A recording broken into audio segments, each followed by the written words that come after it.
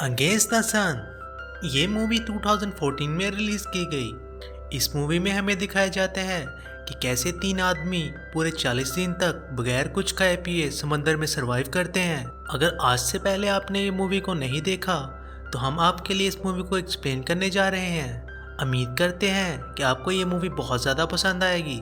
इस कहानी की शुरुआत 1942 से होती है, जहां दिखाया जाता है कि जापान ने अमेरिका पर बहुत बुरी तरह से हमला किया और अब अमेरिका भी वर्ल्ड वार 2 में शामिल हो जाता है। इसके बाद अमेरिका जापान पर हमला करने की तैयारी करता है और जापान पर हमला करने के लिए वो अपने फाइटर एयरक्राफ्ट जापान की तरफ भेजता है। और उन्हीं एयरक्राफ्ट में से एक एयरक्राफ्ट में 3 आदमी होते हैं जिनका नाम हैरल्ड, टोनी और जिन होता है। ये तीनों जापान पे हमला करने के लिए एक साथ जाते हैं। इसके बाद हमें दिखाया जाता है कि जब ये तीनों जापान पर हमला करके वापस आ रहे होते हैं तो ये तीनों अपना रास्ता भूल जाते हैं। इसके बाद आहिस्ता आहिस्ता इनका फ्यूल भी ख़त्म होने लग पड़ता है। जिन रेडियो की मदद से कंट्रोल टावर पर रब्ता करने की कोशिश करता है, लेकिन उसके सिग्नल कंट्रोल टावर तक नहीं पहुंचते और वो रब्ता करने में नाकाम हो जाता है। इसके बाद हमें दिखाया जाता है कि जिन को अपने रेडियो पर जापानीज़ की बहुत ज़्यादा आवाज़ें सुनती हैं, इसलिए वो अपना रेडियो बंद कर देता है। और अब इनका फ्यूल बहुत तेज़ी से ख़त्म हो रहा होता है, इसलिए इनका पायलट चीन से दोबारा कहता है कि कंट्रोल टावर पर रब्ता करने की कोशिश करो, लेकिन चीन इस दफा भी नाकाम रहता है। इसके बाद पायलट बाकी सबसे कहता है कि हमें अपनी जान बचाने के लिए समंदर पर ही लैंड करना होगा। इसके बाद हमें दिखाया जाता है कि थोड़ी ही देर बाद वो समंदर पर लैंड कर लेते हैं। लैंड करने के फौरन बाद सब अपना बेल्ट खोलने की कोशिश करते हैं, लेकिन कैप्टन हैरल्ड जिसका बेल्ट तो खुल जाता है, लेकिन टोनी और जीन्स का बेल्ट नहीं खुलता और वो दोनों एयरक्राफ्ट के साथ समंदर में डूबना शुरू कर देते हैं और काफ़ी अंदर तक चले जाते हैं। इससे पहले कि वो मुकम्मल तौर पर डूबते, उन दोनों का बेल्ट खुल जाता है और वो दोबारा समंदर की सतह पे आ जाते हैं। इसके बाद दिखाया जाता है कि इनके पास एक एयरपोर्ट होती है और ये तीनों उस पर सवार हो जाते हैं, लेकिन इनके पास खाने पीने के लिए कुछ भी नहीं होता और इनको दूर दूर तक कोई समंदर का किनारा नज़र नहीं आता, इसलिए ये लहरों के सहारे आगे चलना शुरू कर देते हैं। इसके बाद हमें दिखाया जाता है वो तीनों इस बोट के सहारे बहुत आगे तक निकल जाते हैं और अगले ही सुबह जैसे ही वो उठते हैं तो देखते हैं कि इनको बहुत दूर से एक एयरक्राफ्ट नज़र आता है, लेकिन ये एयरक्राफ्ट इन तीनों से बहुत ज़्यादा दूर होता है। इसलिए ये तीनों अपनी जैकेट्स उतारते हैं और उसको हिलाना स्टार्ट कर देते हैं, लेकिन इसके बावजूद वो जहाज़ इन तीनों को नहीं देख पाता और वापस चला जाता है। जब ये तीनों जहाज़ को वापस जाते हुए देखते हैं, ये तीनों बहुत ज़्यादा मायूस हो जाते हैं। इसके बाद पायलट हैरल्ड सबसे कहता है कि ये जहाज़ दोबारा हमें ढूंढने के लिए नहीं आएगा, क्योंकि ये समंदर बहुत ज़्यादा बड़ा है और ऊपर से हम तीनों का दिखना बहुत ज़्यादा मुश्किल है। इसके बाद पायलट हैरल्ड उन दोनों से कहता है कि अपने शूज़ उतार के समंदर में फेंक दो, क्योंकि ये बोट बहुत ज़्यादा छोटी है और इसमें हमें ज़्यादा सामान इकट्ठा नहीं करना चाहिए। इसके बाद हमें दिखाया जाता है वो दोनों अपने शूज़ समंदर में फेंक देते हैं, लेकिन पायलट हैरल्ड अपने शूज़ समंदर में नहीं फेंकता। इसके बाद चीन पायलट से पूछता है कि तुमने अपने शूज़ समंदर में क्यों नहीं फेंके। पायलट चीन से कहता है कि अगर हमें थोड़ी देर तक ज़मीन नज़र आ गई तो हमें चलने के लिए शूज़ की बहुत ज़्यादा ज़रूरत होगी, इसलिए मैं इन शूज़ को नहीं फेंकूंगा। इसके बाद हमें दिखाया जाता है कि इनको सफ़र करते करते अब पूरा एक दिन हो जाता है और ये पूरा दिन वो बगैर कुछ खाए पिए हुए गुजारते हैं। अगली सुबह पायलट हैरल्ड सबसे कहता है कि अब हम समंदर में फंस चुके हैं और अब हम हवाई की तरफ जा रहे हैं, जो कि यहाँ से 1900 माइल दूर है, और हमारे पीछे साउथ अमेरिका है जो कि यहाँ से 6000 माइल दूर है। अगर हम ऐसे ही चलते रहे तो हम हवाई में पहुँच जाएंगे और हम बच जाएंगे। और थोड़ी देर बाद चीन सबसे कहता है कि इस पानी में बहुत सारी मछलियाँ हैं, हमें मछलियों को पकड़ना होगा और उसे खाकर अपना पेट भरना होगा। इसके बाद हमें दिखाया जाता है कि जीन मैगजीन से स्प्रिंग निकालता है और उसके पीछे रस्सी बांध के उसे समंदर में फेंक देता है ताकि वो मछलियों को पकड़ सके, लेकिन थोड़ी ही देर बाद वो रस्सी टूट जाती है।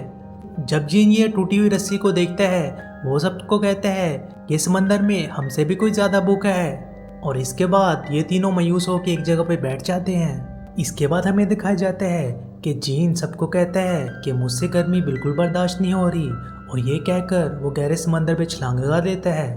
ये देखने के बाद टोनी भी उसके पीछे छलांग लगाने की कोशिश कर रहा होता है, लेकिन पायलट टोनी को कहता है कि मैंने सुना है इस समंदर में बहुत सारी शार्क्स हैं। ये सुनने के बाद टोनी चीन को वापस आने के लिए कहता है और जीन जल्दी से दोबारा बोट के ऊपर आ जाता है। उसके बाद हमें दिखाया जाता है कि पायलट हैरल्ड को अपनी पॉकेट से एक पेंसिल मिलती है। इस पेंसिल को मिलने के बाद वो फैसला करता है कि वो बोर्ड पे एक चार्ट बनाएगा और इस चार्ट से वो ये पता करेगा कि अब एग्जैक्टली वो किस जगह पर है। इसके बाद कैप्टन हैरल्ड अपनी जैकेट पे एक चार्ट बनाता है। इस चार्ट को बनाने के बाद वो टोनी और जीन से कहता है कि हमें अपनी बोट को हवा की सिमत से जाने के लिए रोकना होगा। इसके बाद ये तीनों अपनी बोट से फालतू सामान इकट्ठा करते हैं और उन चीज़ों से एक भारी चीज़ बनाते हैं और उसको पानी में फेंक देते हैं। पायलट हैरल्ड टोनी और जीन से कहता है कि ये भारी चीज़ हमारी बोट को स्टेबल रखेगी और जब हम इस चीज़ को बाहर निकालेंगे तो हम हवा के साथ आगे चल सकते हैं। इसके बाद ये तीनों प्रे करते हैं। टोनी प्रे में कहता है कि हमने अपनी पूरी ज़िंदगी में कोई अच्छा काम नहीं किया, लेकिन ऊपर वाले हमें बचा लेना। इसके बाद पायलट प्रे में कहता है कि समंदर में जितनी भी बोट्स हैं उन सब की हिफाजत करना और उन बोट्स में से एक बोट हमारी भी है। और जीन प्रे में कहता है कि अभी हमें इस जगह पे सबसे ज़्यादा ज़रूरत बारिश की है। प्रे ख़त्म होने के बाद जीन बारिश का वेट करता है, लेकिन काफ़ी देर तक बारिश नहीं होती। उसके बाद हमें दिखाया जाता है कि जैसे ही तीनों रात को सो रहे होते हैं बहुत तेज़ बारिश होना शुरू हो जाती है और इस बारिश के पानी को पीकर वो तीनों अपनी प्यास बुझाते हैं। वो तीनों कई दिन बाद पानी पीकर बहुत ज़्यादा खुश हो जाते हैं और अब इन तीनों में ज़िंदा रहने की उम्मीद और बढ़ जाती है। इसके बाद ये तीनों बहुत ज़्यादा भूखे होते हैं क्योंकि कई दिनों से इन तीनों ने कुछ भी खाया नहीं होता। इसके बाद जीन्स अपनी पॉकेट से एक चाकू निकालता है, लेकिन हैरल्ड उसे चाकू वापस अपनी जेब में रखने के लिए कहता है और वो जीन्स को कहता है कि अगर ये चाकू हमारी बोट में लग गया तो हमारी बोट डूब सकती है। लेकिन जीन्स हैरल्ड की बात नहीं मानता और इस चाकू से समंदर पे जो मछली होती है उस पर वार कर देता है, लेकिन ये चाकू गलती से बोट में लग जाता है। ये देखने के बाद हैरल्ड को बहुत ज़्यादा गुस्सा आता है। वो जीन्स को कहता है कि अब इस चाकू को तुम बोट से मत निकालो, क्योंकि अगर तुमने इस चाकू को बोट से निकाला तो हम सब इसी जगह पे डूब जाएंगे। जीन्स हैरल्ड की बात मान जाता है, लेकिन थोड़ी देर बाद उसे महसूस होता है कि उसने एक शार्क के बच्चे को मार दिया है। वो इसको देख के बहुत ज़्यादा खुश हो जाता है और फिर ये तीनों इस शार्क के बच्चे को पानी से निकालते हैं और इसको मारकर अपना पेट भरते हैं। लेकिन उस शार्क के बच्चे के खून की वजह से बहुत सारी और शार्क जमा हो जाती हैं, लेकिन वो इन तीनों को कुछ नहीं कहती और वहाँ से चली जाती हैं। इसके बाद हमें दिखाया जाता है कि पायलट हैरल्ड उन दोनों से कहता है कि मुझे अपनी बीवी की बहुत ज़्यादा याद आ रही है और उन दोनों से पूछता है क्या तुम दोनों की शादी हुई है। टोनी हैरल्ड से कहता है कि मेरी शादी तो नहीं हुई, लेकिन मेरी एक गर्लफ्रेंड है। और जीन्स कहते हैं कि मेरी भी अभी कोई शादी नहीं हुई। इसके बाद हमें दिखाया जाता है कि टोनी रात को अपना हाथ पानी के अंदर डाल देता है कि तभी एक शार्क उसके हाथ पर हमला कर देती है और उसका हाथ बहुत बुरी तरह से जख्मी हो जाता है। लेकिन हैरल्ड और जीन्स फौरन वहाँ पहुँच जाते हैं और टोनी की मदद करते हैं। अब इन तीनों को समंदर में सर्वाइव करते करते पूरे 15 दिन हो जाते हैं और इसके बाद एक दिन इनकी बोट पे एक परिंदा आके बैठ जाता है। जीन्स इस परिंदे को अपनी गन से शूट करने की कोशिश करता है और ये गोली परिंदे को लग जाती है और वो परिंदा समंदर में गिर जाता है। जब पायलट हैरल्ड ये देखता है कि इन दोनों ने एक परिंदे को मारा है तो वो इस परिंदे को लेने के लिए समंदर में छलांग लगा देता है, लेकिन जैसे ही वो इस परिंदे को पकड़ने के लिए जाता है इसके पीछे एक शार्क लग जाती है। लेकिन इससे पहले कि वो पायलट हैरल्ड पर हमला करती, हैरल्ड दोबारा अपनी बोट पे वापस आ जाता है और अब ये तीनों कई दिनों बाद खाना खा के बहुत ज़्यादा खुश हो जाते हैं। इसके बाद हमें दिखाया जाता है कि अब इन तीनों को समंदर में सर्वाइव करते करते पूरे 20 दिन हो जाते हैं और एक दिन कैप्टन हैरल्ड टोनी और जीन्स के पास आता है जो कि सो रहे होते हैं। ये देखकर हैरल्ड बहुत ज़्यादा गुस्से में आ जाता है और इन दोनों से कहता है कि मैंने तुम दोनों को डायरेक्शन पर नज़र रखने के लिए कहा था, लेकिन तुम दोनों मेरी बात बिल्कुल नहीं मान रहे। ये सुनने के बाद टोनी भी गुस्से में आ जाता है और हैरल्ड से कहता है कि जिस आइलैंड का तुमने हमें बताया था वो आइलैंड हमें अभी तक नज़र नहीं आ रहा। हैरल्ड टोनी से कहता है कि उस आइलैंड की रफ पिक्चर अभी तक मेरे ब्रेन में है। ये सुन के टोनी और ज़्यादा गुस्से में आ जाता है और हैरल्ड को कहता है कि तुम अभी तक हमें गलत रास्ते पे लेके जा रहे हो और तुम्हारी ही वजह से हम इस जगह पे फंसे हैं। अगर तुम्हें प्लेन में सही डायरेक्शन का पता होता तो हम इस जगह पे कभी नहीं फंसते। ये सुनने के बाद हैरल्ड अपनी गलती एक्सेप्ट करता है और कहता है कि ये सब कुछ मेरी ही वजह से हुआ, क्योंकि प्लेन चलाते वक्त मुझे नींद आ गई थी, जिसके बाद प्लेन अपनी सही डायरेक्शन से बहुत ज़्यादा दूर चला गया था और इसी की वजह से हमारा फ्यूल ख़त्म हो गया था, जिसके बाद हमें इस समंदर पर लैंडिंग करनी पड़ी। ये सब बताते हुए हैरल्ड बहुत ज़्यादा रोता है और इन दोनों से माफ़ी मांगता है। ये सुनने के बाद टोनी और जीन्स हैरल्ड को हौसला देते हैं और इसे माफ कर देते हैं। इसके बाद जीन हैरल्ड के बनाए हुए मैप को देखता है और कहता है यही मैप हमें अपने घर पहुंचाएगा। इसके बाद पायलट हैरल्ड को एक आइडिया आता है। वो अपने पाँव से शूज निकालता है और इन शूज को काट कर वो एक चप्पू बनाता है और अब ये तीनों इस चप्पू की मदद से आगे बढ़ने की कोशिश करते हैं।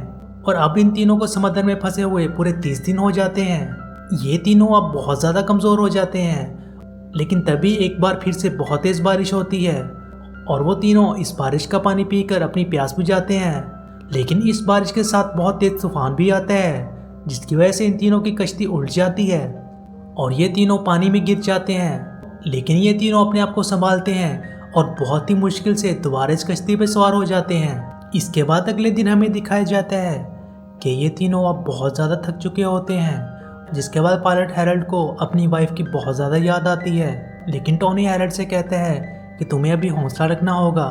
ये कहने के बाद टोनी अपना हाथ समंदर में डाल देता है और अपने हाथ को तेज़ तेज़ चलाने की कोशिश करता है। थोड़ी ही देर बाद जीन अपने सामने देखता है और उसको एक आइलैंड नज़र आता है। जब ये तीनों इस आइलैंड को देखते हैं वो बहुत ज़्यादा खुश हो जाते हैं और अब ये तीनों ज़ोर ज़ोर से अपना हाथ समंदर पे मारने लग पड़ते हैं ताकि वो इस आइलैंड पर पहुंच सकें। काफ़ी कोशिश करने के बाद आखिरकार वो इस आइलैंड पे पहुंच जाते हैं।